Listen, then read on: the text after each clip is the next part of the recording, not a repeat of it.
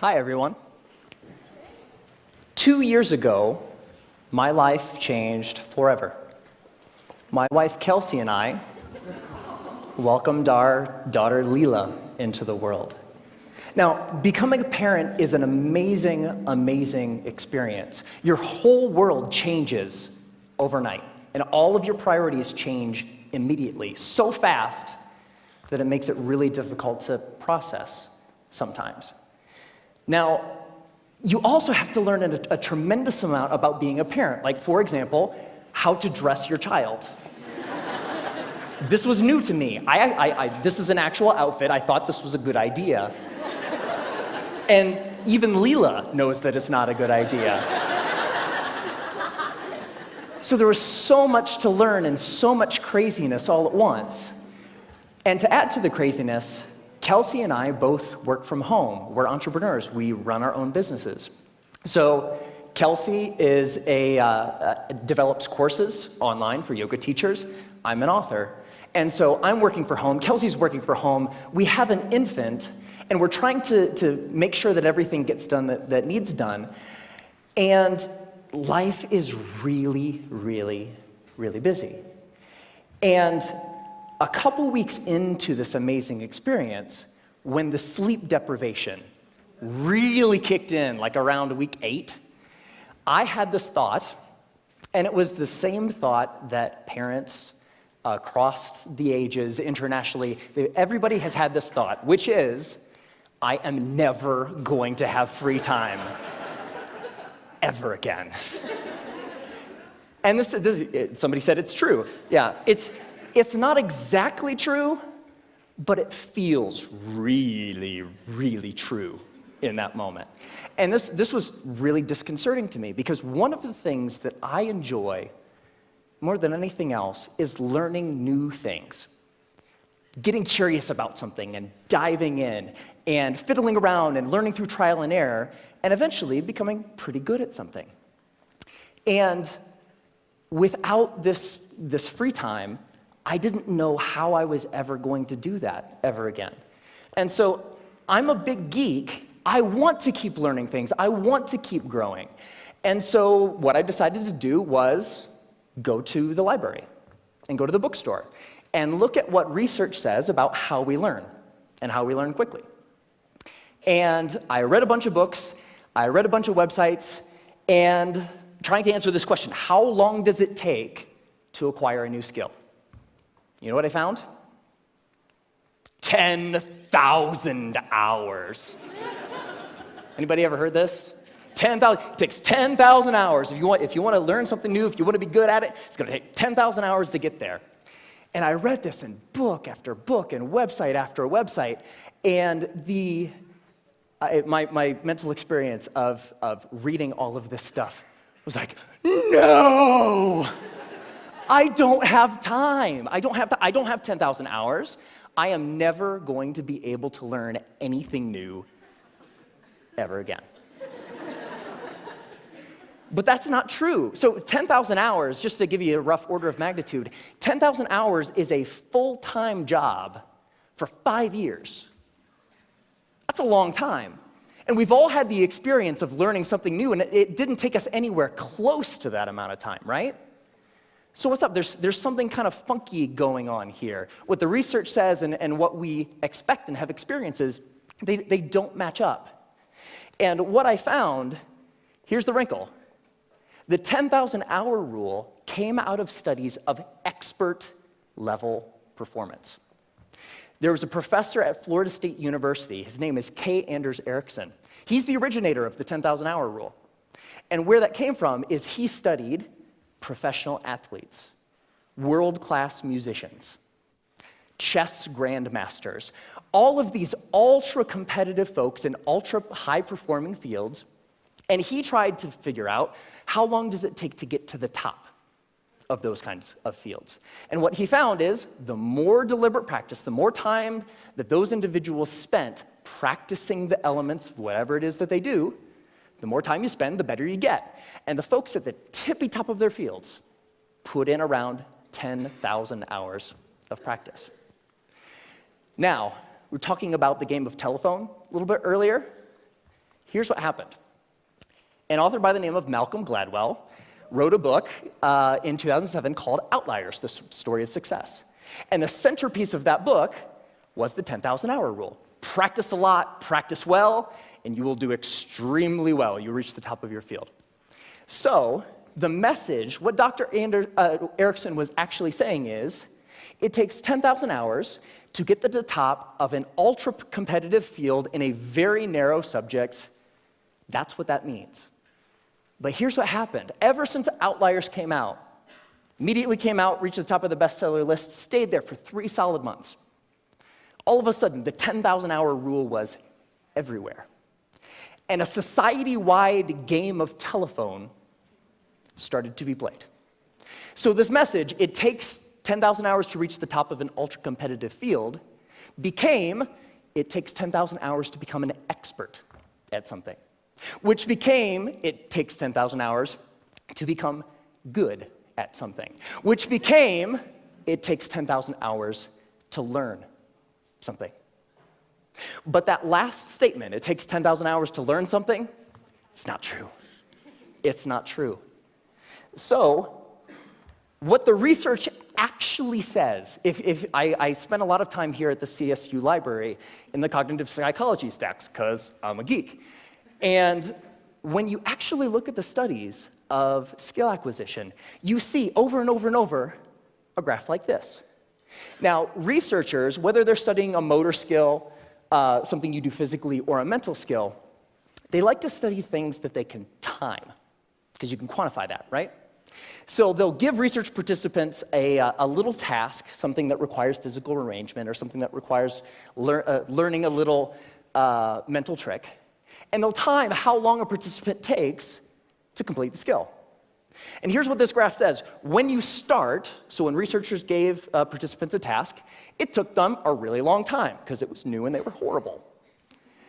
With a little bit of practice, they get better and better and better, and that early part of practice is really, really efficient. People get good at things with just a little bit of practice. Now, what's interesting to note is that if, we don't really, for skills that we want to learn for ourselves, we don't care so much about time, right? We just care about how good we are, whatever good happens to mean. So if we relabel performance time to how good you are, the graph flips, and you get this famous and widely known, this is the learning curve. And the story of the learning curve is when you start, you're grossly incompetent and you know it, right? With a little bit of practice, you get really good really quick. So that early level of improvement is really fast. And then at a certain point, you reach a plateau, and the subsequent gains become much harder to get. They take more time to get. Now, my question is, I want that, right? How long does it take from starting something and being grossly incompetent and knowing it to being reasonably good in, hopefully, as short a period of time as possible? So, how long does that take? Here's what my research says. 20 hours. That's it. You can go from knowing nothing about any skill that you can think of. Want to learn a language? Want to learn how to draw? Want to learn how to juggle flaming chainsaws? If you put 20 hours of focused, deliberate practice into that thing, you will be astounded at how good you are. 20 hours is doable. That's about 45 minutes a day for about a month, even skipping a couple days here and there. 20 hours isn't that hard to accumulate. Now, there's a method to doing this, because it's not like you can just start fiddling around for about 20 hours and expect these massive improvements. There's a way to practice intelligently. There's a way to practice efficiently that will make sure that you invest those 20 hours in the most effective way that you possibly can. And here's the method. It applies to anything. The first is to deconstruct the skill. Decide exactly what you want to be able to do when you're done, and then look into the skill and break it down into smaller and smaller pieces. Most of the things that we think of as skills are actually big bundles of skills that require all sorts of different things. The more you can break apart the skill, the more you're able to decide what are the parts of this skill that will actually help me get to what I want, and then you can practice those first. And if you practice the most important things first, you'll be able to improve your performance in the least amount of time possible. The second is learn enough to self-correct. So get 3 to 5 resources about what it is you're trying to learn. Could be books, could be DVDs, could be courses, could be anything.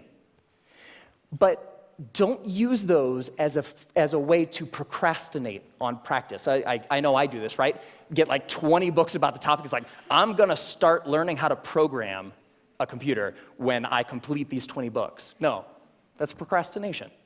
What you want to do is learn just enough that you can actually practice and self-correct or self-edit as you practice. So the learning becomes a way of getting better at noticing when you're making a mistake and then doing something a little different. The third is to remove barriers to practice. Distractions, television, internet, all of these things that get in the way of you actually sitting down and doing the work. And the more you're able to use just a little bit of willpower to remove the distractions that are keeping you from practicing, the more likely you are to actually sit down and practice, right? And the fourth is to practice for at least 20 hours. Now, most skills have what I call a frustration barrier. You know, the grossly incompetent knowing it part. That's really, really frustrating. We don't like to feel stupid. And feeling stupid is a barrier to us actually sitting down and doing the work. So by pre-committing to practicing whatever it is that you want to do for at least 20 hours, you will be able to overcome that initial frustration barrier and stick with the practice long enough to actually reap the rewards. All right? That's it. It's not rocket science. 4 very simple steps that you can use to learn anything. Now, this is easy to talk about in theory, but it's more fun to talk about in practice. So one of the things that I've wanted to learn how to do for a long is play the ukulele. Has anybody seen Jake Shimabukuro's TED Talk where he plays the ukulele and makes it sound like he's like an ukulele god? It's amazing. It's like, I saw that, it's like, that is so cool. It's such a neat instrument. I would really like to learn how to play. And so I decided that to test this theory, I wanted to put 20 hours into practicing the ukulele and see where we got. And so the first thing about playing the ukulele is in order to practice, you have to have one, right? So I got an ukulele, and my lovely assistant, thank you, sir. I think I need the cord here. It's not just an ukulele, it's an electric ukulele. Yeah. So the first couple hours are just like the first couple hours of anything. You have to get the tools that you're using to practice. You have to make sure that they're available. My ukulele didn't come with strings attached. I had to figure out how to put those on. Like, that's kind of important, right? And learning how to tune and learning how to make sure that all of the things that need to be done in order to start practicing get done, right? Now, one of the things when I was ready to actually start practicing was I looked in online databases and songbooks for how to play songs. And they say, okay, ukuleles, you can play more than one string at a time, so you can play chords. That's cool. You're accompanying yourself. Yay, you. And when I started looking at songs, I had an ukulele chord book that had like hundreds of chords. I was like looking at this thing, like, whoa, that's intimidating. But when you look at the actual songs, you see the same chords over and over, right? As it turns out, playing the ukulele is kind of like doing anything. There's a very small set of things that are really important and techniques that you'll use all the time. And so in most songs, you'll use 4, maybe 5 chords, and that's it. That's the song. You don't have to know the hundreds as long as you know the 4 or the 5. So while I was doing my research, I found a wonderful little medley of pop songs by a band called Axis of Awesome. And somebody knows it. And what Axis of Awesome says is that you can learn, or you can play pretty much any pop song over the past 5 decades if you know 4 chords. And those chords are G, D, E minor, C. 4 chords, pump out every pop song ever, right? So I thought, this is cool. I would like to play every pop song ever. So that was the first song I decided to learn, and I would like to actually share it with you. Ready? All right.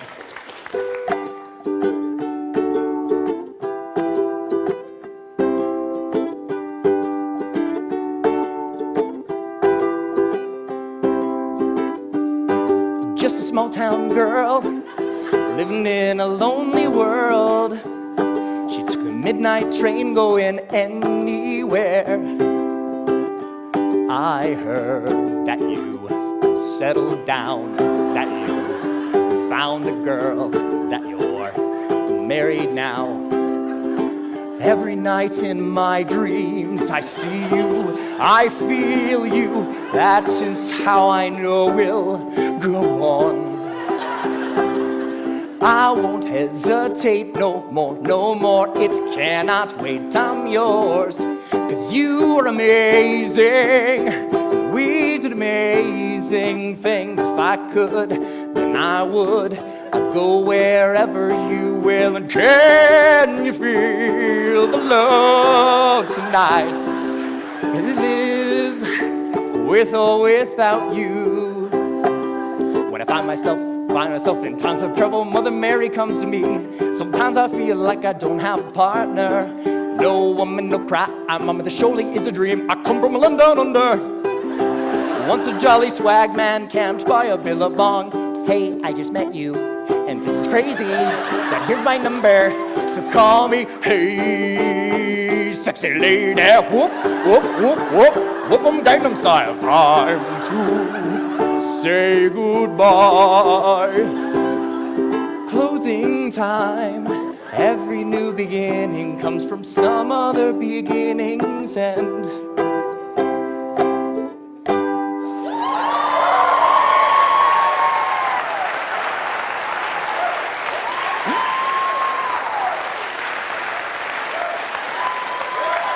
Thank you. Thank you. I love that song. And I have a secret to share with you. So by playing that song for you, I just hit my 20th hour of practicing the ukulele. Thank you.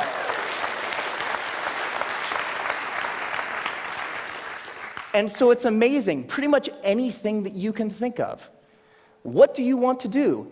The major barrier to learning something new is not intellectual. It's not the process of you learning a bunch of little tips or tricks or things. The major barrier is emotional. We're scared. Feeling stupid doesn't feel good. In the beginning of learning anything new, you feel really stupid. So the major barrier is not intellectual, it's emotional. But put 20 hours into anything. Doesn't matter. What do you want to learn? Do you want to learn language? Do you want to learn how to cook? Do you want to learn how to draw? What turns you on? What lights you up? Go out and do that thing. It only takes 20 hours. Have fun.